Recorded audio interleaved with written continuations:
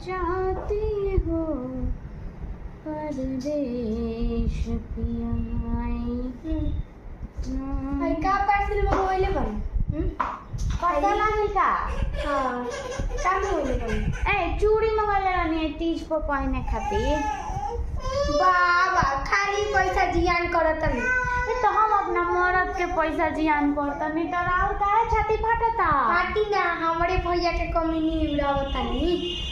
इतना अच्छा ठीक बा खिसियाई मत रहो खातिर कुछ मंगा देम साड़ी एगो मांगे कनी उहो ना दे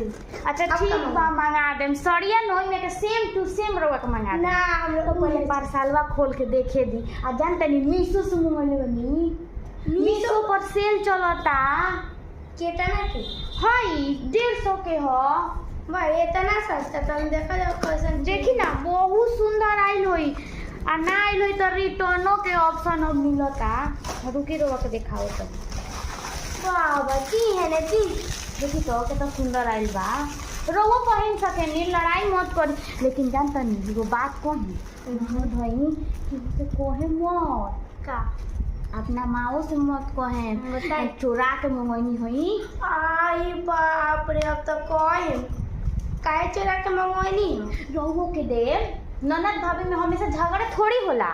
ये हम पहले देखा जाओ कितना की हो